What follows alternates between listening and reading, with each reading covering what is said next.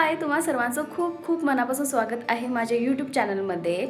आणि आज मी बनवणार आहे कोरियन स्टाईल चिकन. आत्ताच माझ्या मनात आलं, म्हणजे सकाळचा स्वयंपाक वगैरे झाला होता, पण मी कोरियन ड्रामा इतकी बघते, म्हणजे एक एक ड्रामा मी 4-5 वेळा बघितला आहे.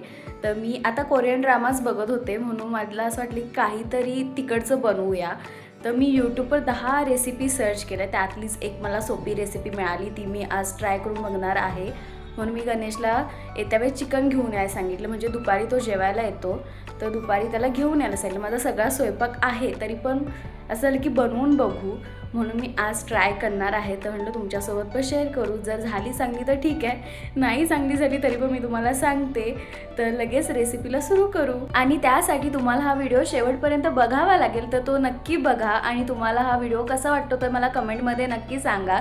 तर लगेच मी तुम्हाला दाखवते की रेसिपीसाठी काय काय लागणार आहे. मी इथे तयारी करून तर ठेवले आहे, की जे काही लागेल त्याची इथे सगळी तयारी केली आहे, तर तुम्हाला आता दाखवते. इथे सगळं मी सामान काढून घेतलं आहे. आणि हे चिकन आहे ते मी कायम जसं बनवते ना घरी तसं बनवणार आहे. आणि हे कोरियन स्टाईल बनवणार आहे. हे हाफ KG चिकन असेल. आणि इथे कॉर्नफ्लॉवर आणि मैदा मी मिक्स घेतला आहे.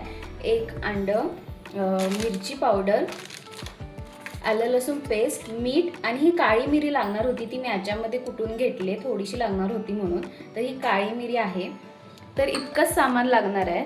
ओके, मी आता मोबाईल स्टँडला लावून घेतला आहे, कारण मला मोबाईल पकडून बोलता येत नाही आणि दाखवता पण येत नाही, म्हणून मी स्टँडला लावला आहे.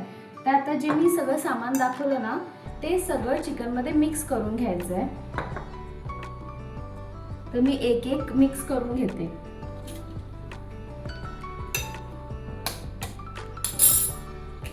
अंडं, ही काळी मिरी, आलं लसूण पेस्ट,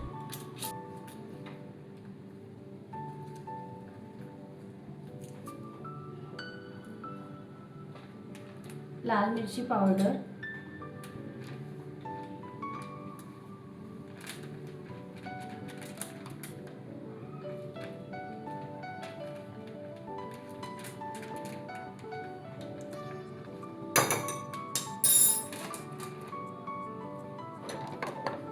मीठ.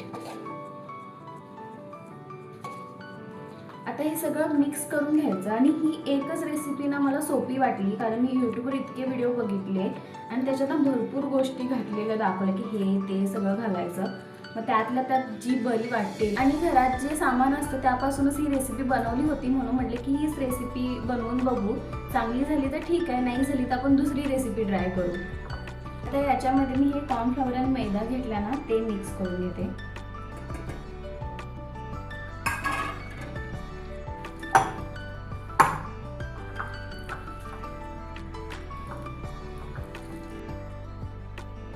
असं हे सगळं मिक्स करून घेतलं आहे. आता याला एक 20 मिनिटं मॅरिनेट होण्यासाठी ठेवायचं आहे.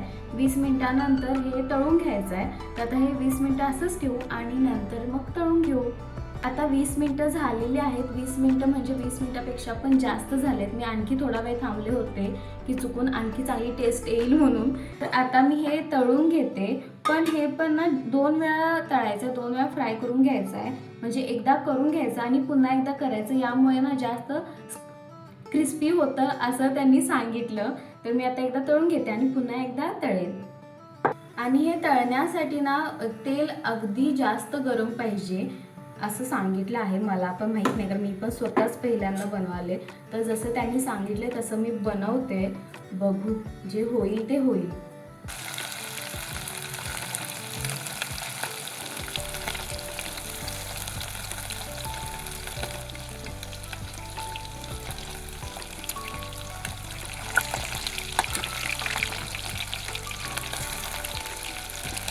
हे असे सगळे तळून झालेत. आणि कोरियन डिशमध्ये मेन असतं तो म्हणजे सॉस.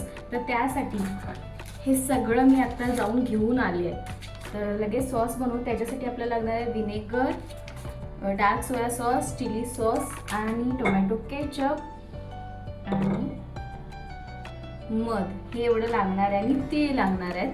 तर ते करून घेते. आणि लसूण लागणार आहे. सॉस तयार करण्यासाठी मी पॅनमध्ये आधी 2 चमचे तेल घेतलं होतं. त्यानंतर त्याच्यामध्ये बारीक चिरलेला लसूण घालून घेतला आणि मग आता सगळे सॉस घालून घ्यायचे.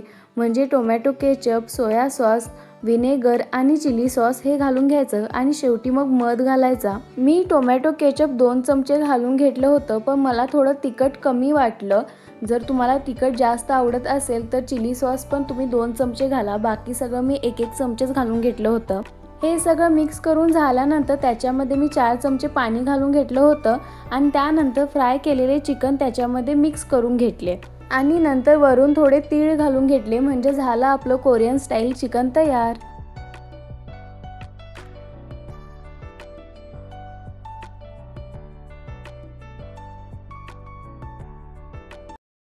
आता तयार झालेलं आहे. दिसायला तरी खूप छान दिसतंय. आता खाऊन बघू कसं झालंय. चांगलंच झालं असेल, पण टेस्ट करून बघू एकदा.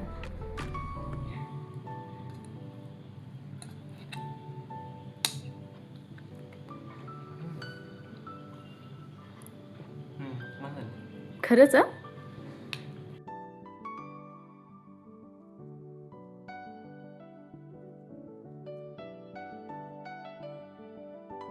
आमचं आत्ताच खाऊन झालं आणि खरंच सांगते खूप कमाल आणि टेस्टी चिकन बनलं होतं. खरंच खूप मस्त रेसिपी आहे. तुम्ही पण एकदा नक्की बनवून बघा.